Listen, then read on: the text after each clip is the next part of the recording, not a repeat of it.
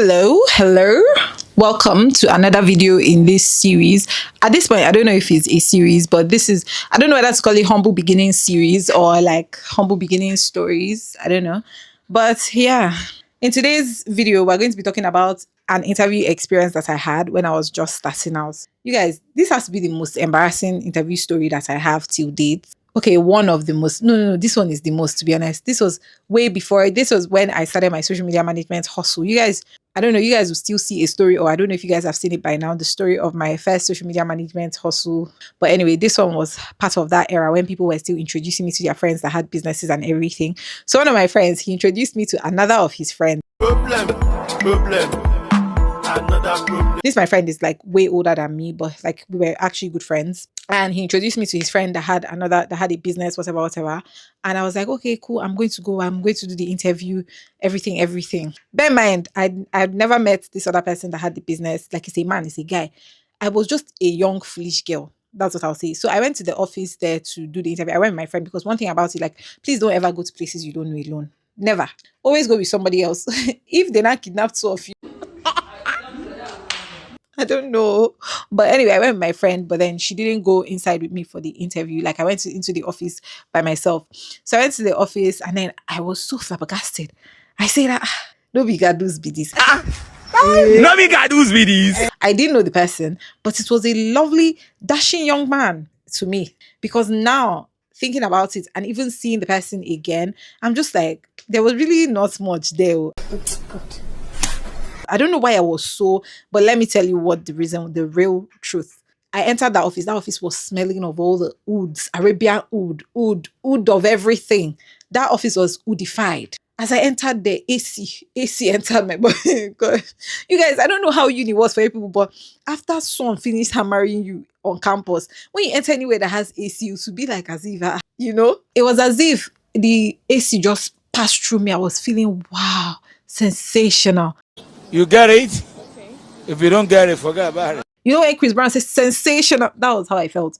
I now entered. So the guy was not facing his door. He was facing backwards. And I entered and I was like, oh, good afternoon, sir. Because it was his receptionist. I said I should enter. And I was like, oh, good afternoon, sir. Bear in mind, this guy he's older than us, but like he's not that much older than me. He's like my friend's age mate. And my friend, he's not that much older than us. Like, he's older than us, but it's not that much. I said, oh, good afternoon, sir. He now turned around. I say, you are smelling good. You are now fine. How dare you? How dare anything? Oh!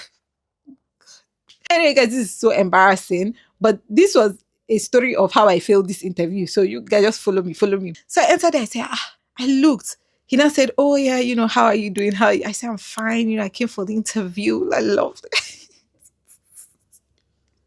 So we started talking. He started giving me the interview questions. You guys, when I say that, I'm usually always on guard. Nothing can falter me. Like, truly, nothing used to make me falter. Like, in terms of interviews, like, I used to try to sell myself well, except if I don't know the thing you're talking about. And what he was even telling me, I knew about it.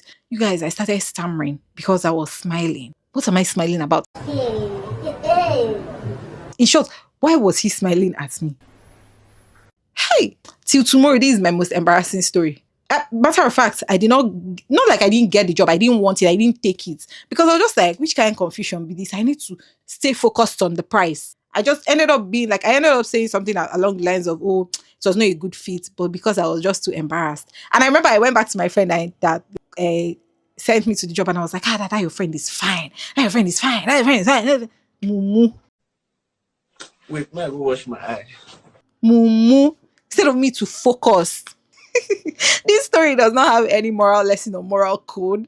I don't know. You guys, all these stories I've been telling you so far, I don't even know if they have moral lesson or moral code. But honestly, like, please keep your eyes on the price. I ended up not taking it because I don't want problems. And anything that can confuse me and remove me from stability is not of the Lord. Truly, it's not of the Lord, because nothing that God is sending to you will make you lose focus. Oh, chim. But do you know the thing? The funny thing is, like, years later, like, I know the person, like, I see the person, and it's not even like, it's not all that anymore. I just think when you're a teenager, your hormones will just be carrying you up and down to be as if.